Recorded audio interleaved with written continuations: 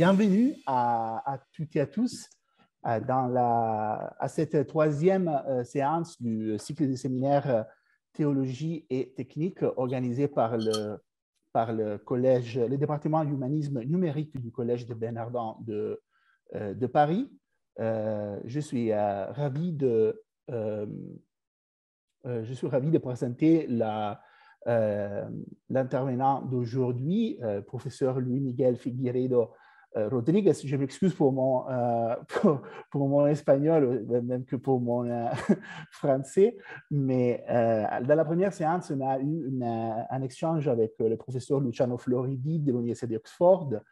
Dans la deuxième séance, on a discuté avec Franck Damour de l'Université catholique de Lille, et aujourd'hui, on a le grand plaisir d'écouter professeur Rodriguez, qui est un théologien, a écrit une thèse de doctorat en théologie sur le numérique au service de la communication religieuse, on peut dire, et qui nous parlera sur le sujet système symbolique de la médiasphère numérique. Il est aussi gentil de nous parler, de faire sa intervention en français. Après, pour les débats, on pourra parler en espagnol et en français ou en anglais. Mais pour maintenant, merci beaucoup d'être avec nous, professeur Rodriguez. Vous avez la parole et voilà, je vous laisse la parole. Merci encore d'être ici avec nous. Bien. Oui, c'est bien. Je voulais juste dire, on voit la modalité présentation. Hein? Alors, on voit la présentation comme vous voyez. Ce n'est pas juste la slide cellulaire, mais c'est toute la modalité présentateur de PowerPoint. Oui. Dans ces moments, c'est juste. OK, parfait. Alors, ça va. Super. Merci bien. Merci à vous. Bonjour. Tout d'abord, je voudrais vous remercier pour la belle présentation que vous avez faite de moi. Merci. J'ai voulu exprimer mes remerciements à Madame Gemma Serrano pour l'opportunité que m'a donnée d'être avec vous. Je demande votre compréhension pour le fait que je ne parle pas bien, je ne parle pas très souvent le français, ce qui m'a fait perdre la capacité de m'exprimer correctement. J'espère que je ne vous décevrai pas. Dans ma présentation et en écoutant le pape François, nous prendrons conscience que la modification de la nature à des fins utiles est une caractéristique de l'humanité depuis ses débuts, et donc que la technique exprime la tendance de l'esprit humain à surmonter progressivement certaines conditions matérielles. Nous verrons ensuite comment les religions peuvent être prises en compte en ces débats, en cherchant à démontrer qu'il est indispensable de compter sur les contributions. Nous porterons ensuite notre attention sur la vision théologique de la technologie dans une perspective chrétienne.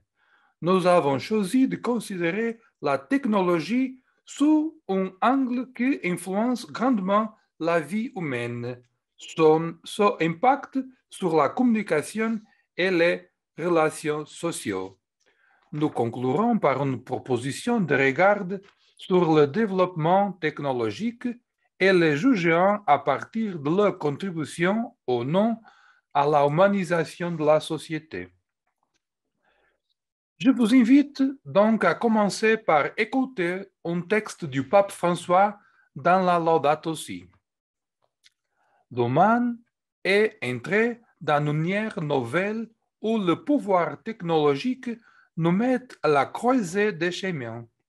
Nous sommes les héritiers de 2 siècles d'énormes vagues de changements.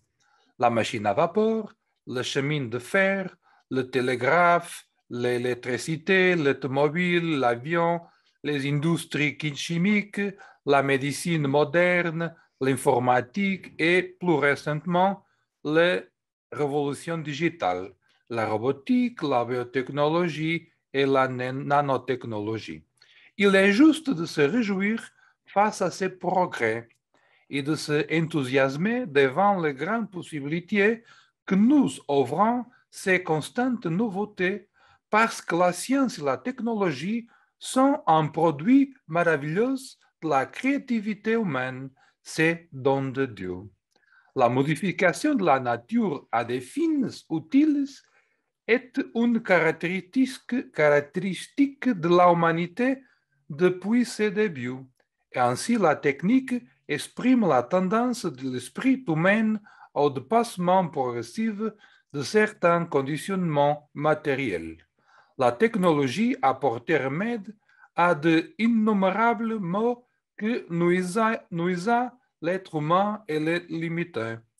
Nous ne pouvons pas ne pas valoriser ni apprécier les progrès techniques, surtout dans la médecine, l'ingénierie et les communications. Et comment ne pas reconnaître tous les efforts de beaucoup de scientifiques et de techniciens qui ont apporté des alternatives pour le développement durable. Dans ces derniers temps, la contribution des religions au débat sur le développement et la durabilité de la planète est devenue encore plus évidente. D'une refuse de considérer les religions, on est venu à les considérer avec un intérêt sincère et une reconnaissance pragmatique de leur pertinence. En fait, non seulement la théorie classique de la sécularisation a été révisée par certains de ses plus grands représentants, comme c'est le cas de Peter Berger dans son ouvrage The Many Altars of Modernity, mais les preuves empiriques montrant également que les croyances religieuses sont un facteur primordial dans le fonctionnement des sociétés capitalistes avancées. En outre, les religions constituaient l'être l'une des principales sources de valeurs et de références comportementales pour une grande majorité de la population mondiale. Bien que personne dans les milieux universitaires ne défende l'acte d'observation comme étant neutre et que la neutralité scientifique ne soit donc plus défendue, il subsiste l'idée sous-jacente que la science ne se fait pas que par l'expérimentation, ce qui nécessite peut-être un regard plus attentif. Dans ce dialogue, il nous est utile d'écouter ce que dit Karl Popper lorsqu'il propose une nouvelle vision de la relation entre l'expérience et la connaissance, et n'attribuant pas à l'expérience la tâche d'attribuer un sens à l'affirmation, ni de le vérifier. L'expérience ne peut pas montrer la vérité de la proposition universelle, philosophique ou scientifique, en raison de sa particularité. Il s'ensuit donc que le sens transcende l'expérience, et même la science elle-même, comprise ici dans le sens de la science exacte, la méthode inductive ne peut fournir ces résultats car, en tant que méthode scientifique, elle n'existe pas. Selon Karl Popper, il n'y a pas d'induction car les théories universelles ne peuvent jamais être déduites d'énonces simples. C'est des descriptions de faits observables. Fin de citation. Cela revient à dire qu'en tant que tel, la validité des théories universelles ne peut être justifiée par une vérification expérimentale. Dans la pensée de Popper, ce qui n'est pas acceptable, c'est le positivisme logique. Bien que nous ne puissions pas savoir définitivement par le biais de la vérification si une théorie scientifique est vraie, nous pouvons cependant savoir avec certitude quand elle est fausse. Si le vérificationnisme positiviste s'avère être un contrôle des faits, vicié par la mythologie même, il a été censé combattre. les critères de falsifiabilité et les plus appropriés pour tester la scientificité des théories. Cela ne conduit certainement pas à un critère général de la vérité, mais cela ne conduit pas non plus à une orientation cognitive totale. Le scientifique procède par conjecture et réfutation dans une succession pérenne de prépositions, de théories et de leur réfutation, afin de remplacer par autres, non pas absolument vrai, mais temporairement plus adéquat pour expliquer la réalité. En résumé, nous pouvons conclure que pour Karl Popper, critique est le meilleur synonyme de rationnel. Nous pouvons aller un peu plus loin pour voir comment les sciences humaines profitant des avances les plus récents de la philosophie et de la linguistique, qui assument progressivement des concepts de vérité et plus en plus divers et contextuels.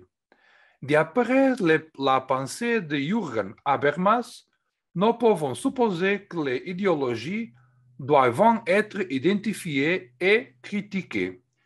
Cette critique d'idéologie se fonde sur une théorie de la communication non déformée, qui évalue la manière dont les déclarations sont validées.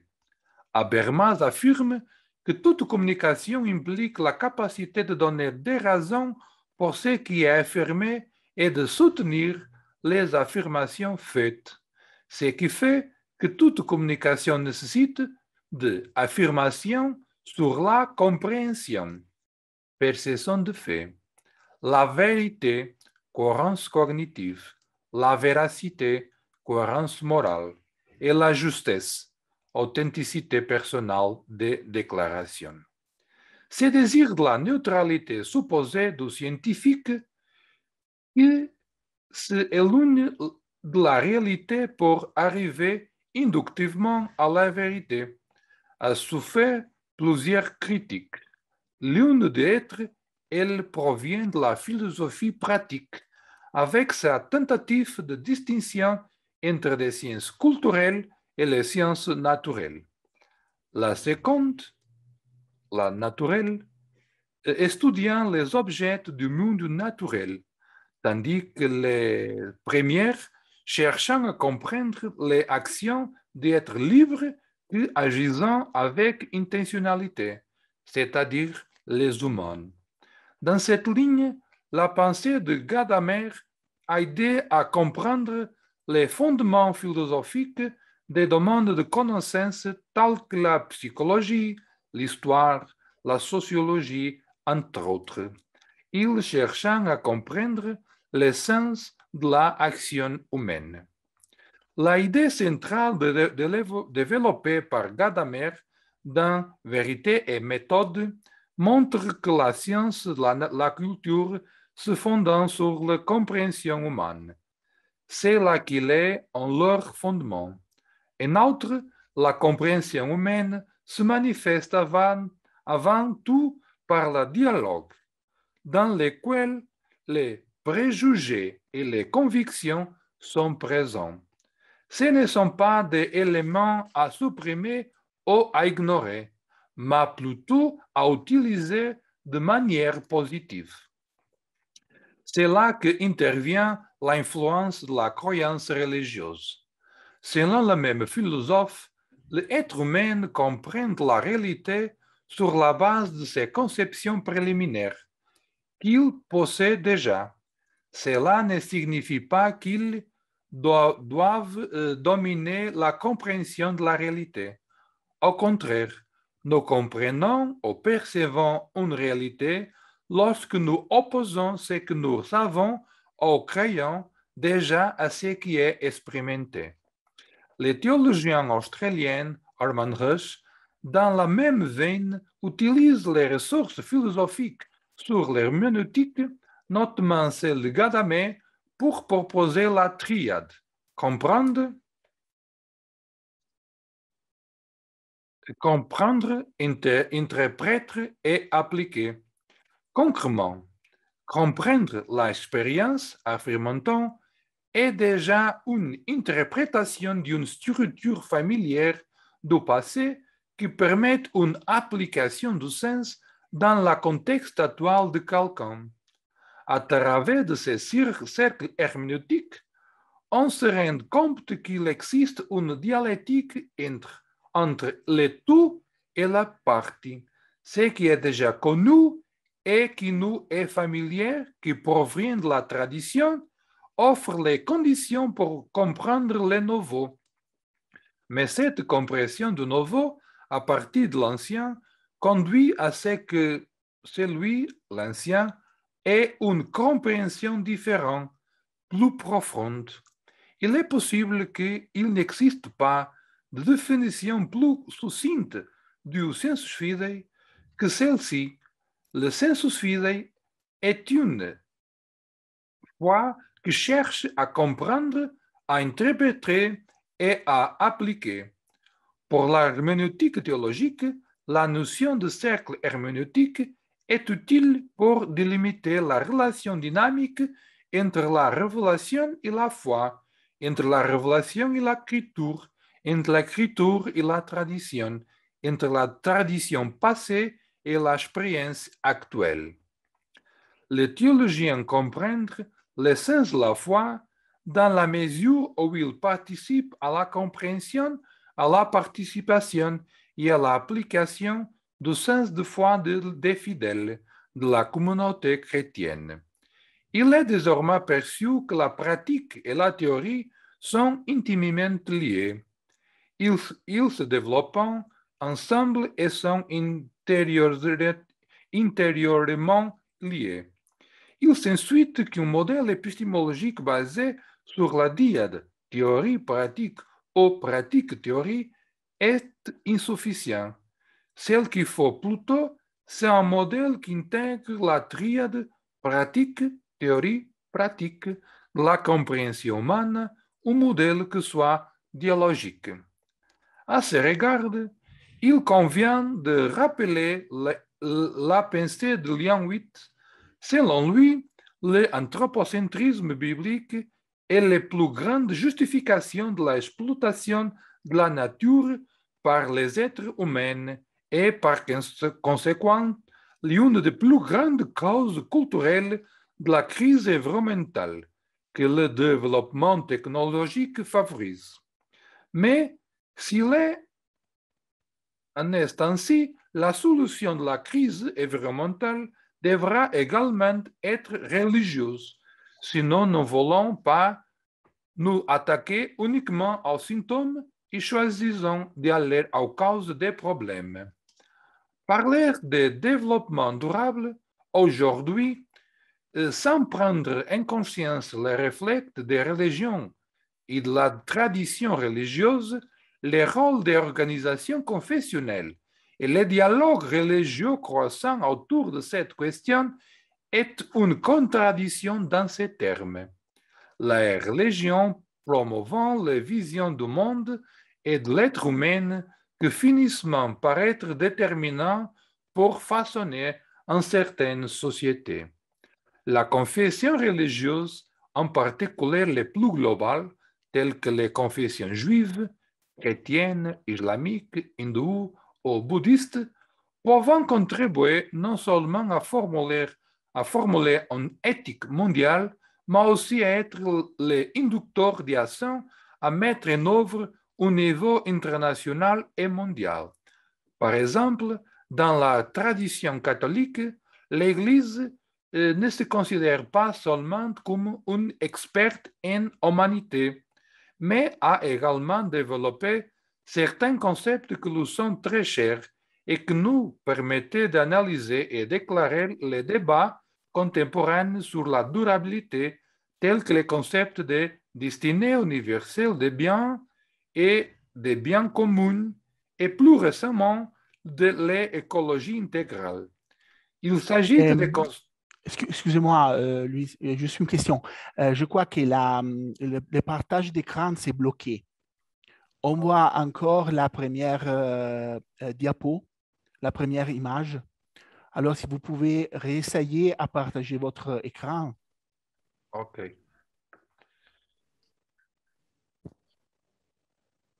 C'est ça? Voilà, ça, c'est bien, c'est mieux. Merci beaucoup. Merci bien, merci bien. Et plus récemment, l'écologie intégrale. Il s'agit de concepts très opérationnels qui, dépassant les sphères strictement religieuses ou confessionnelles, comprises dans une série restreinte, ils sont héritage d'une réflexion et d'une praxis exprimée dans l'histoire qui peuvent déclencher des initiatives transformatrices dans la société. Considérer les religions un dialogue sur les grands problèmes qui affectent notre monde implique également l'hypothèse d'un dialogue interdisciplinaire et, en concomitant, transdisciplinaire, pour la simple raison qu'il reconnaît que le mieux de la réalité de ce qui existe. Toutes les choses sont interconnectées. L'approche interdisciplinaire, au sens strict, cherche à jeter des ponts entre les différentes disciplines scientifiques en vue d'un enrichissement réciproque. La transdisciplinarité, en compensation, ajoute les à travers et au-delà des disciplines, présuppose une rationalité ouverte à travers un nouveau regard sur la notion d'objectivité et une expansion de la raison et de son utilisation, dépassant l'hégémonie des sciences positives. Si nous tenons compte de la charte de la transdisciplinarité adoptée lors du premier congrès mondial de la transdisciplinarité qui s'est tenu au convent d'Arabida, nous pouvons constater que la connaissance est multiréférentielle, multidimensionnelle et n'exclut pas l'existence d'un horizon transhistorique. Ici, le préfixe trans invite à notre réflexion à savoir dans deux directions, celle horizontale de la relation entre les sciences et la société qu'elles servent et celle verticale de la profondeur de la connaissance philosophique et théologique, comme nous le dit Jean-Paul II dans Fides et Ratio. Les scientifiques ont bien conscience que la quête de la vérité, même si elle concerne la réalité finie du monde ou de l'homme, est sans fin, mais renvoie toujours à quelque chose de plus élevé que l'objet d'études immédiats, vers des questions que donnaient accès au mystère. À ce stade, il est temps de dire en résumé que la question écologique se pose dans le cadre d'une réflexion sur le développement technologique, plus précisément sur le développement durable de l'humanité.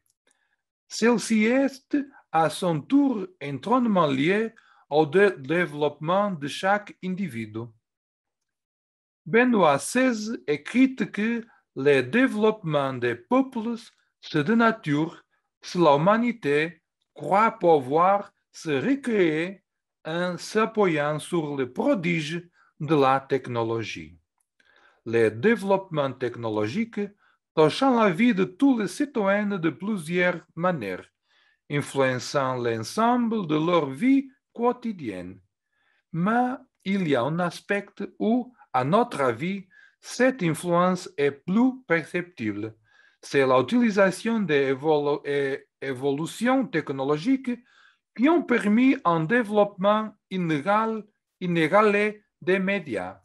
La population n'est plus divisée entre un petit nombre de transmetteurs et un grand nombre de récepteurs, entre un petit nombre de producteurs et une multitude de consommateurs. Grâce au développement technologique, la différence entre transmetteurs et récepteurs, entre producteurs et consommateurs, a disparu. Désormais, tout citoyen peut être lui-même producteur de contenu et non plus seulement consommateur. C'est dans cette perspective, celle d'une technologie permettant la constitution d'écologie numérique, que nous préférons penser théologiquement à la technologie et à ses effets sur la vie quotidienne d'êtres humains. Le pape Benoît XVI, dans la même lettre encyclique, explicite que, au développement technologique, est liée la diffusion croissante des moyens de communication sociale. Il est désormais presque impossible d'imaginer que la famille humaine puisse exister sans eux. Pour le bien ou pour le mal, ils sont insérés à ce point dans la vie du monde qu'il semble vraiment absurde, comme certains le font, de prétendre qu'il sera neutre et de revendiquer leur autonomie à l'égard de la morale relative aux personnes. Écologie de médias numériques. Expliquons ce que l'on entend ici par écologie des médias numériques. Parler d'écologie des médias, c'est rappeler le travail de Marshall McLuhan et de Neil Postman, entre autres, comme les fondateurs de ce concept. Quand Neil Postman a donné la conférence d'ouverture du congrès la Media Ecology Association en l'an 2000, il a expliqué l'essence de l'expression écologie des médias et ensuite posé la question qu'il considère fondamentale pour les médias numériques soyant, en effet, au service des êtres humains en favorisant une humanisation croissante de l'humanité. Neil Postman explique que lorsqu'il a créé avec Christine et Terence le premier cours universitaire intitulé Média Écologie à l'Université de New York, il est inspiré d'une métaphore tirée de la science biologique. C'est la boîte de Petri, à partir de laquelle on peut comprendre des milieux comme la substance au sein de laquelle une culture se développe. En remplaçant le mot substance par technologie, nous trouvons la définition de écologie des médias. Les médias sont l'environnement technologique au sein duquel une culture se développe et grandit. Dans les médias numériques, la principale caractéristique de l'évolution des supports et des traces culturelles est leur dématérialisation, qui finit par être la caractéristique motrice des autres, c'est-à-dire l'accélération et la miniaturisation des lieux de mémoire, jusqu'à leur virtualisation totale. Le résultat est que les œuvres sont stockées sur des supports toujours plus petits et avec une portée beaucoup plus grande. De plus, il a vérifié que leur utilisation toujours croissante correspond à une réduction substantielle du besoin en ressources économiques, jusqu'à devenir totalement gratuite, du moins pour les utilisateurs. Mais il y a un autre coût associé à considérer, le coût de l'autorité. La machine libère, le pouvoir charge. C'est la contradiction du politique face à l'évolution technique. L'autorité est habile prendre la direction opposée. Elle bloque les micro innovants avec le macro intronisé.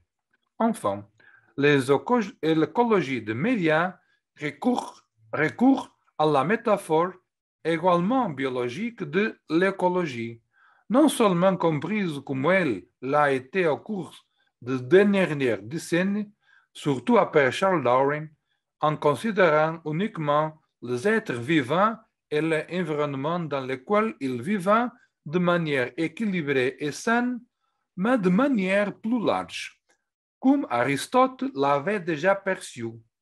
L'écologie comme le soin de la maison commune.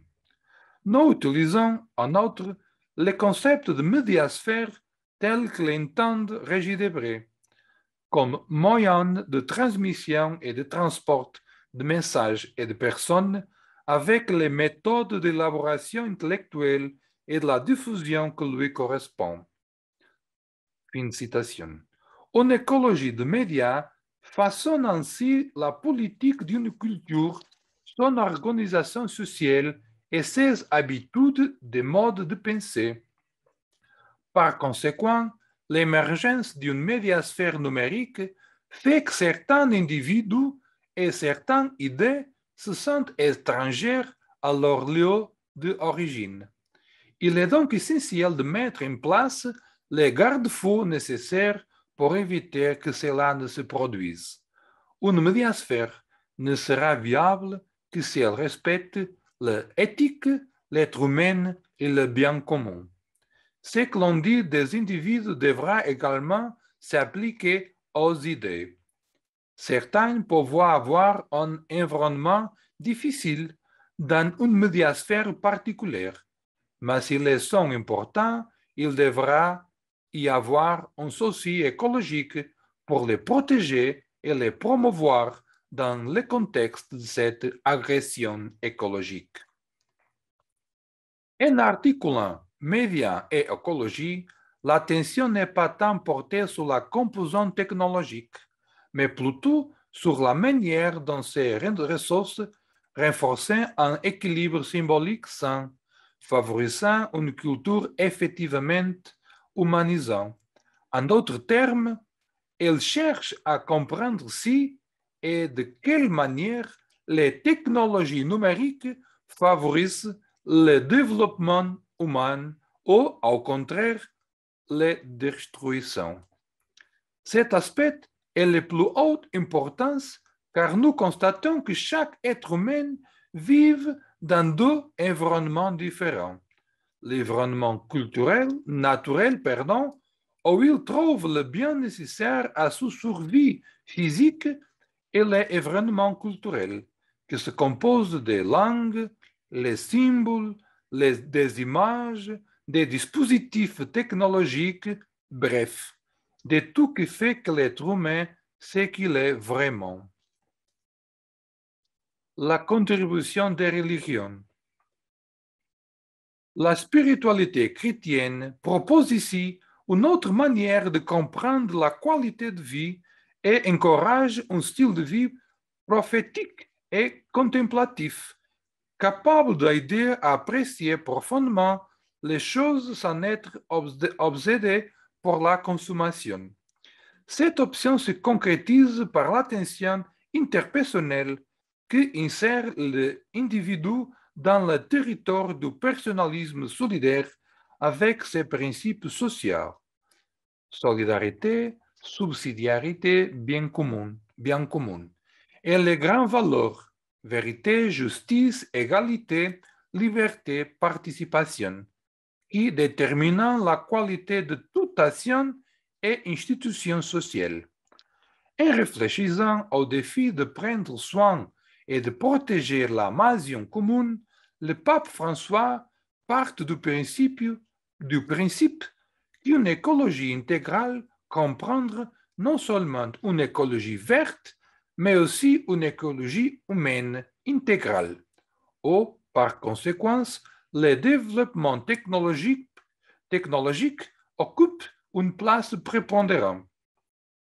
Il souligne l'importance de veiller et de respecter toute forme de vie, mais aussi tout le modèle de vie humaine, en créant les conditions adéquates pour que tous les individus, indépendamment de tout autre attribut, puissent avoir les conditions pour vivre dans la dignité.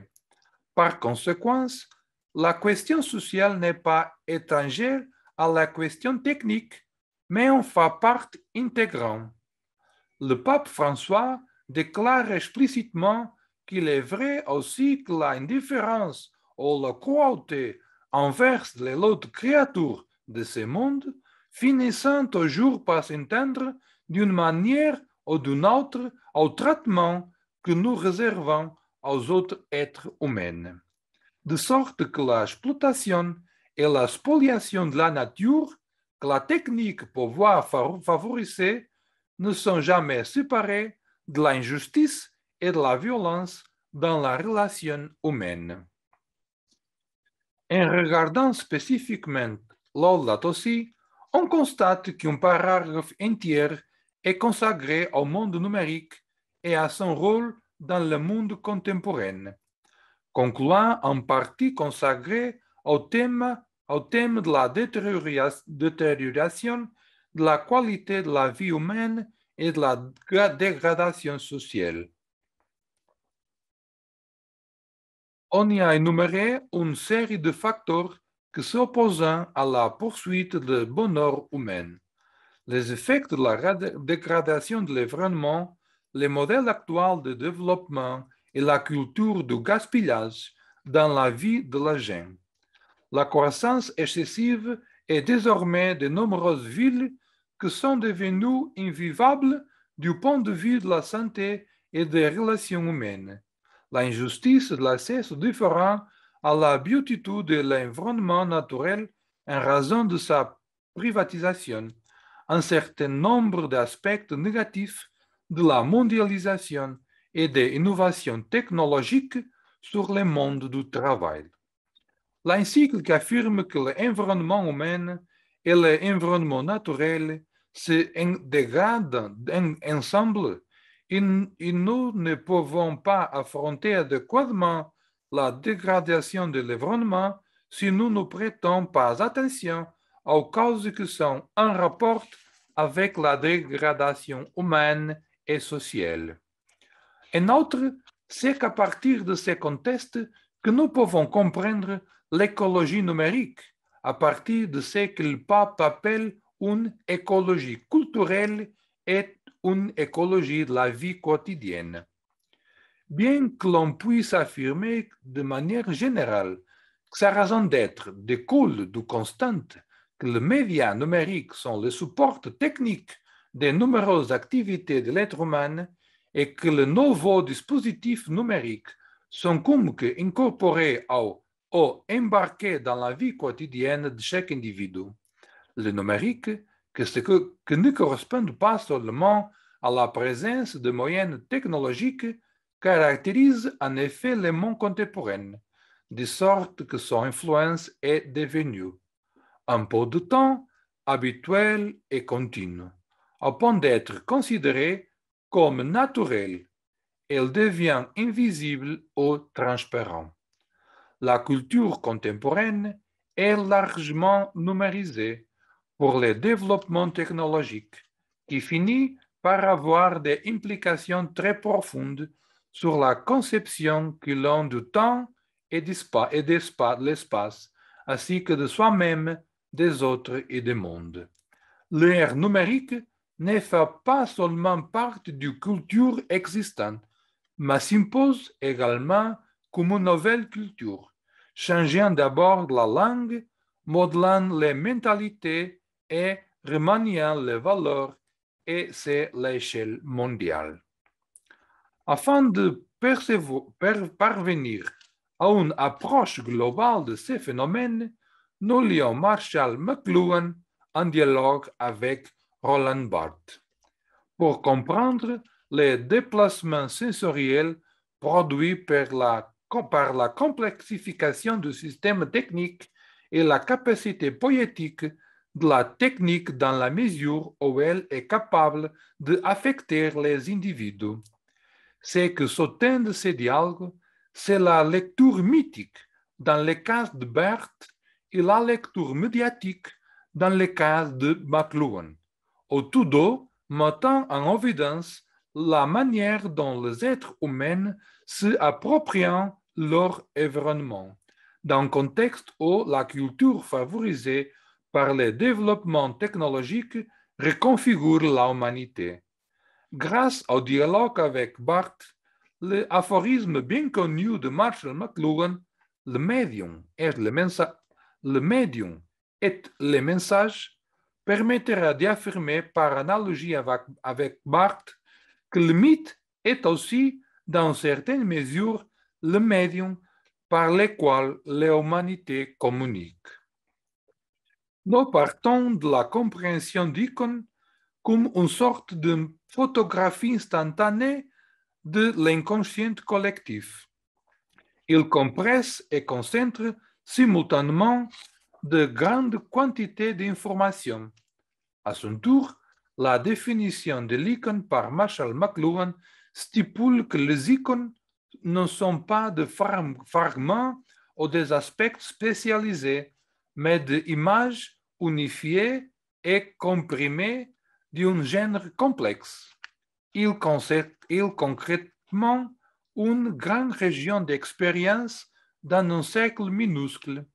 L'icône, ainsi comprise, en articulation avec l'inconscient collectif, montre sa capacité poétique en tant que véhicule porteur de signification reconnue et largement acceptée dans un contexte social donné qui partage le même langage. Roland Barthes, avec son concept de mythologie, permet de franchir une étape supplémentaire dans ces démarches. Son idée centrale est très claire. Il part de la notion large de discours que se définit comme toute unité ou toute synthèse significative, qu'elle soit verbale ou visuelle. Une photographie sera pour nous parole au même titre qu'un article du journal. Les objets eux-mêmes pourront devenir paroles s'ils signifient quelque chose. Cette façon générique de concevoir le langage est d'ailleurs justifiée par l'histoire même d'écriture. Ceci ne veut pas dire qu'on doit traiter la parole mythique comme le langage. À vrai dire, les mythes révèlent d'une science générale extensive à la linguistique et qui est la sémiologie. Fin de citation. À partir de cette idée primordiale du discours, Barthes élabore ce qu'il appelle le mythe et qui constitue en substance une manière de comprendre la façon dont les jeux de langage sont structurés dans un cadre social. La notion barthésienne du mythe est particulièrement riche dans ce contexte, non seulement en raison de sa proximité particulière avec la manière dont Marshall McLuhan lit la réalité, mais aussi parce qu'elle permet de mettre en évidence dans le caractère poétique du langage les modalités de la production de son et, par conséquent, de saisir plus fortement l'idée du milieu de Marshall McLuhan. Barthes indique que le mythe est un langage, mais plus concrètement, qui est un système de communication, c'est un message. On voit par là que le mythe ne saura être un objet, un concept ou une idée. C'est un monde de signification, c'est une forme. Il faudra plus tard poser à cette forme les limites historiques, des conditions d'emploi, réinvestir en elle la société. On voit qu'il sera tout à fait illusoire de prétendre à une discrimination substantielle entre les objets mythiques, puisque le mythe est un langage. Tout ce qui est sujet au discours peut être un mythe. Le mythe n'est pas défini par l'objet de son message, mais par la manière dont il est énoncé. Il y a des limites formelles au mythe, mais il n'a pas de limites substantielles. Sur la base de cette déclaration de Barthes, certains aspects que le reliant à la pensée de McLuhan sont mis en évidence. L'assimilation du mythe au système de communication constitue un point de départ fondamental, précisément dans la mesure où elle souligne la manière spécifique dont les concrétisations significatives se produisant dans une société. Le mythe n'est pas, en soi, quelque chose que ne peut être comprise que théoriquement. Il peut plutôt l'être et enfin il est à partir de sa fonction symbolique, puisqu'il ne prend vie que sur la base de ce événement dans les intercessions sociales que finissant par être ces diverses actualisations. Ce que Barthes suggère pourra être traduit sous la figure d'un double niveau de lecture de tout ce qui implique un discours et qui, par conséquent, peut être considéré comme un discours. À partir de là, Roland Barthes propose une lecture, disons, mythologique de la réalité et qui l'articule très étroitement avec la sémiologie. Se éloignant un peu plus l'idée binaire de la sémiologie de Saussure, celle qui articule signifiant et signifié, Barthes propose une structure ternaire qui reconnaît qu'entre ces deux-là, il n'y a pas d'égalité, mais une certaine équivalence.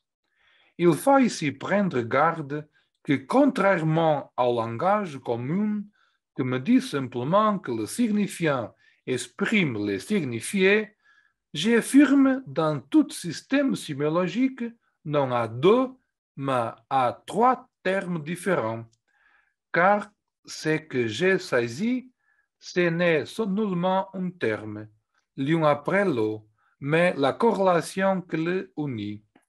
Il y a donc le signifiant, le signifié et le signe, qui est le total associatif les deux premiers termes. Naturellement, il y a entre le signifiant, le signifié et le signe des implications fonctionnelles, si entre autres que l'analyse pourtant en paraît vaine. Dans le cas du mythe, nous retrouvons le schéma tridimensionnel, le signifiant, le signifié et le signe. Le mythe a encore une autre particularité dans la mesure où il est construit sur la base d'une chaîne sémiotique antérieure.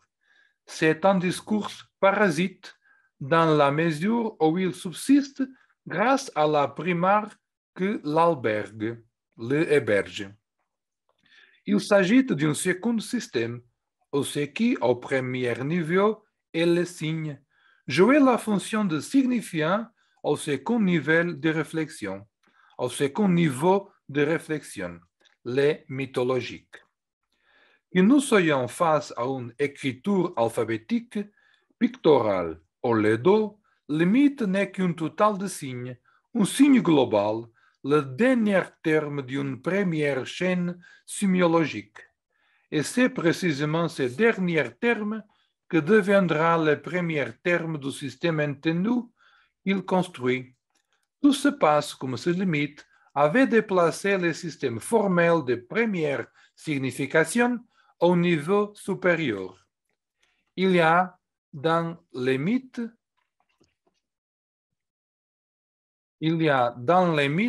deux systèmes sémiologiques, dont l'un est dévoté par rapport à l'autre. Un système linguistique, le langage, que j'ai appelé langage object, parce qu'il est le langage dont le mythe se saisit pour construire son propre système, et le mythe lui-même, que j'appellerai métalangage, parce qu'il est un second langage dans lequel on parle de la première. Si l'on se place maintenant dans la perspective de Marshall McLuhan, on peut dire que le média technique constituant des macromythes. Aujourd'hui, nous revenons à la condition orale par la biais de la média électronique, que abolisant l'espace et les temps et les relations à plan unique, non rarement à la confrontation de relations multiples au même moment.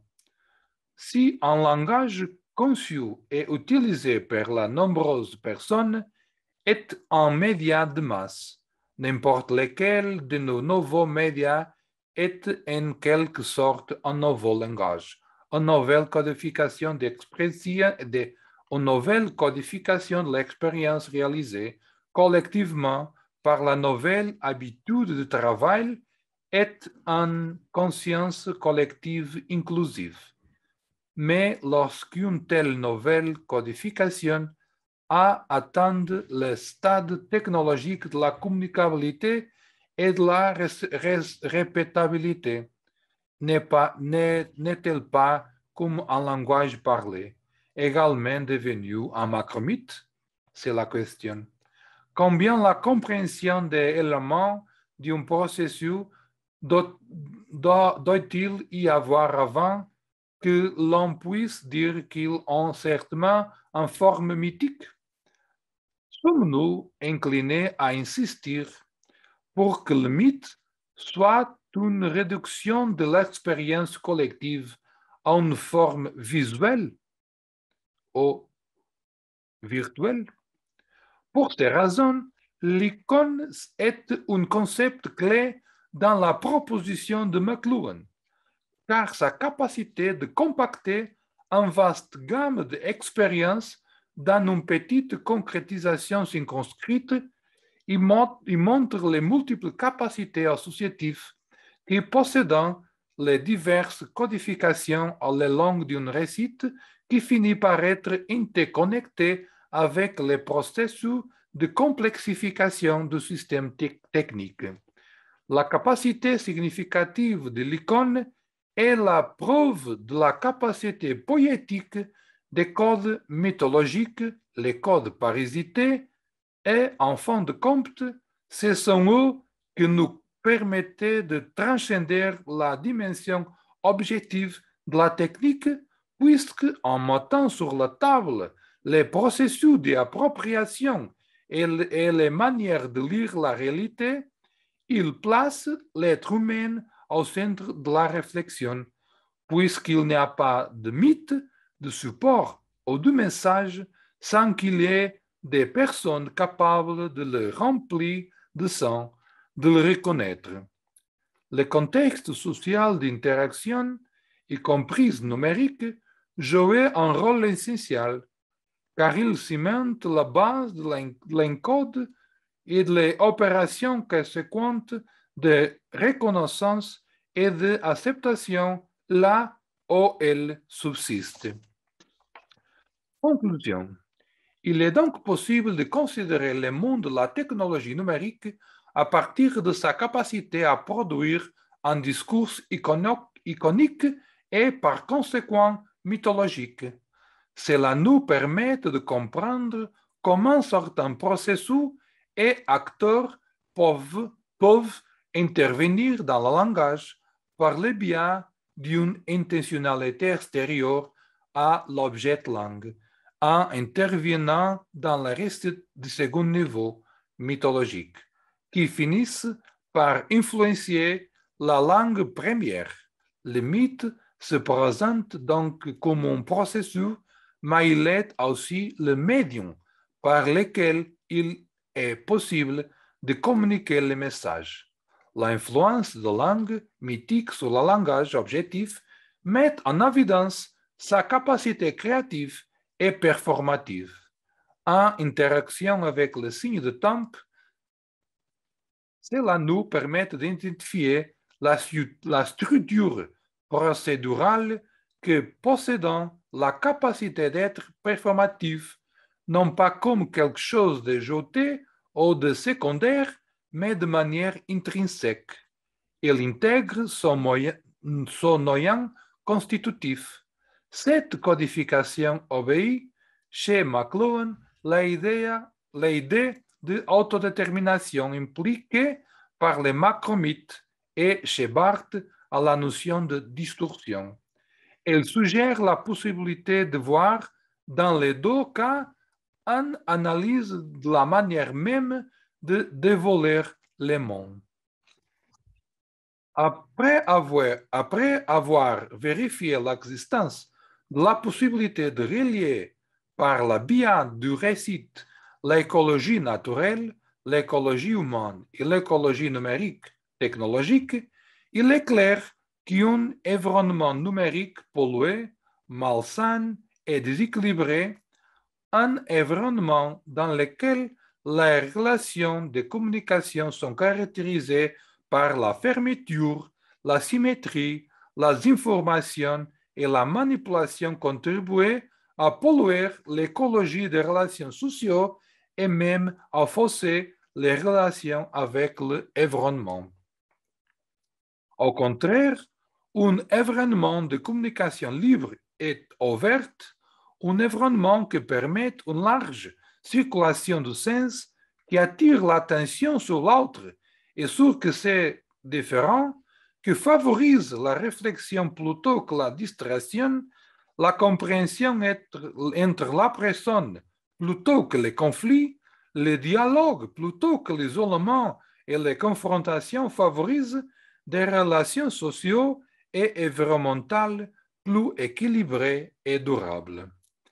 Pour conclure, je pense que nous pouvons affirmer que d'un point de vue théologique, la technologie a une grande valeur, bien qu'elle ne soit pas exempte de dangers et de déviations. Elle peut être utilisée pour promouvoir l'être humain de manière durable. En résumé, les productions technologiques sont au service de l'humanisation de l'être humain lorsqu'elles contribuent à la pensée rationnelle et sont au service des sociétés démocratiques où l'accès à l'information et à la connaissance est accessible. Il faudra ici réfléchir longuement à l'impact des brefs industriels. Bon, les développements technologiques pour remplir les mythes qu'ils pourtant et non doivent être au service d'une capacité à faire le bien. Les relations entre les humains sont favorisées par ces développements, mais elles ne vont pas rester dans un simple grisaille fonctionnel, mais doivent contribuer à l'essor de l'expérience artistique. Mais tout, vraiment tout, s'insère dans une conscience historique, puisque l'histoire est le lot où vit finalement l'être humain.